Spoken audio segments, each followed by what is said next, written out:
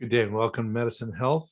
We're back in our Muscle is Medicine series, and now we want to talk about retraining after you've been sick, after you've had surgery, after some sort of trauma in your life.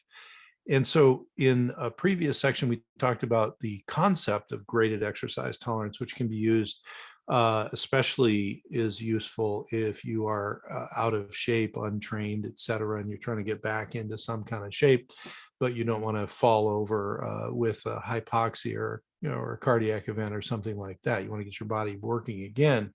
So this becomes more of an issue if you've recently had a physical trauma. So that could be a car accident, that could be surgery, that could be a recent illness, it could be a chronic illness. Any number of things can happen. And so one of the things, and our practice is really focused on the chronically ill patient and then patients with cancer. And both are really have a lot of crossover, and both are really chronic illnesses. So in those settings, we often get the question, well, geez, I just got done with chemotherapy and you want me to start to move my body and work out, what do you what do you got in mind there? Gee, I've got a chronic illness and I'm my treatment really wears me out, and I'm very fatigued and I'm not doing well, and and I haven't felt good in so long. I can't remember when I felt good the last time. And so how am I supposed to start to do any exercise or move my body, etc.? And those are really, really good things. And the idea behind it is not that it's an all or nothing thing. Very few things are all or nothing. But the more ill your body is, and the more traumatized your body is, the more that you need to think about, muscle is medicine, and it will help on my road to recovery if I build up some muscle and get it working. B, I am not currently doing very much in that respect, and I'm very out of shape. And C, maybe the way that I just feel every day is so bad that I'm not very motivated to start doing things. So the thing that you need to consider in recovery, either during a chronic illness or after a bad illness or after surgery or whatever, is you kind of have to let go of your past athletic prowess and how well trained you were or whatever, because the new trauma, whether it's infectious or surgery or car accident or whatever, kind of knocks you back a number of pegs. Now, what about the chronically ill patient? I have this conversation a lot with chronically ill people where they'll say, well, I was able to do this, I was able to do this length of a hike or this whatever. And then I had a flare of my chronic illness. And now I can't. It's like it's like I'm untrained almost already. What happens when you're chronically ill, or sometimes in patients in the cancer journey, they get a new therapy. As I said, it's sort of like a new trauma, like an infection, an acute infection or surgery or something. It knocks your feet out from under you. And so to a chronically ill patient who is really having trouble wrapping their head around why they can't, just go out and do what they were doing last month, if they've had a flare, the reason is the flare is sort of like a new stressor. It's a new trauma on your body. And so you cannot expect your body to go right back to that place that you were prior to the flare.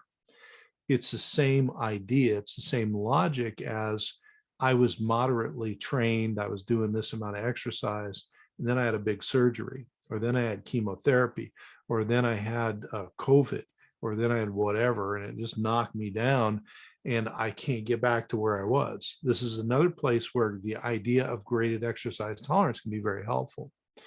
So what you can do, depending on your prior level of fitness and training, et cetera, is if you were trained to a certain point before this new trauma or the flare up in your disease or whatever, you can look at what that was, and then you can restart your exercise with a portion of what that was and see if you can handle it or not.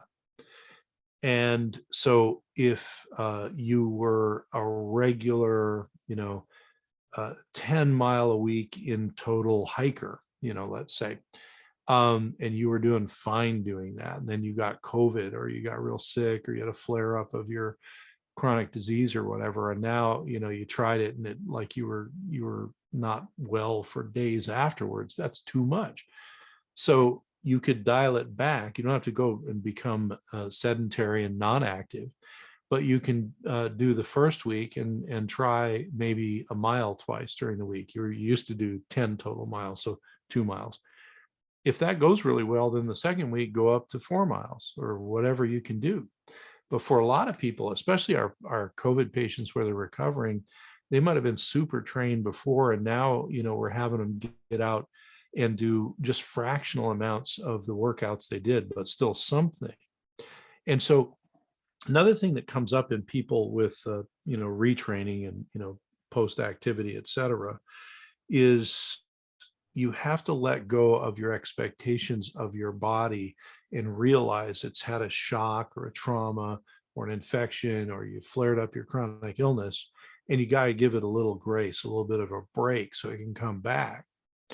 And part of that can be if you're at the gym, and I think about this a lot when I'm at the gym, especially if you're there kind of at the same time, and there's people around that know you might be doing a lower amount of weight, reps, and whatever else you do in your healing process, and you may be at the gym a shorter amount of time, or maybe with rest breaks a longer amount of time. And so you have to let go of the expectation that, well, I got to go back in and save face and really be able to work out and all this stuff. That's not going to serve you in trying to get over something. Now, based on your underlying condition and the level of trauma on your body, you may be able to get back into shape and online much faster. Okay. And then if the injury, trauma, flare up of your disease, whatever, was bigger, your road to getting back to where your training was before may be a lot slower. Now, why is this idea of retraining and graded exercise tolerance? Why does it come up as a controversy in the world of, say, chronic fatigue syndrome or CFSME? And the reason for that is not so much that the concept is bad. It's that in my experience in working with hundreds, if not thousands of people with chronic fatigue and fibromyalgia, et cetera, A, you don't feel well. B, in chronic fatigue specifically, you have an intolerance to movement and exercise, and that's part of the disorder. So the way that we have found to deal with that is chronic fatigue has many areas of the body where it is affected. It's not just triggered by one thing. It's not like getting an infection or something. And so when we think about that, what we try and do with people is say, look, yes, walk around your house as much as you can, do what you can. Don't push yourself to the point of being unable to move the next day, but move as much as you can.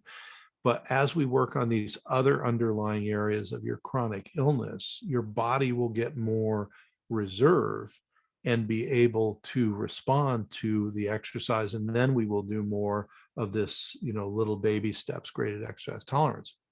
The problem, at least in the papers I've read, where they're really down on exercise tolerance in chronic fatigue patients, et cetera, is largely because they're not doing anything about the other parts of the body and the other areas of the body that are being stressed. And if you don't do that with a chronically ill person, then their body will never recover. And so, just as an aside, well, what areas are you working with? Well, the big areas that we look at in chronic illness or recovering from cancer or whatever are going to be cell function, which includes your nutrients and your mitochondrial function and all of that, exposure to toxic materials, environmental exposures, resistance factors for common chronic infections that you may not even know you have, getting your immune system as functional as possible. Some of our chronically ill patients actually have immune disorders, and you have to work around that. Some just have such a beat up immune system, it doesn't work very well. Then your hormonal system in any trauma or chronic illness can be thrown way off. Um, your psychosocial interactions, how well are you doing with the people around you? How do you feel inside? We need to work on that.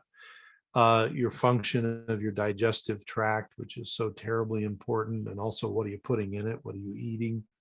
And then physical and structural things, because sometimes people who've been sick for a long time may have a lot of trigger points. They may have a lot of musculoskeletal problems. They may have other things that go along in the physical realm that are important.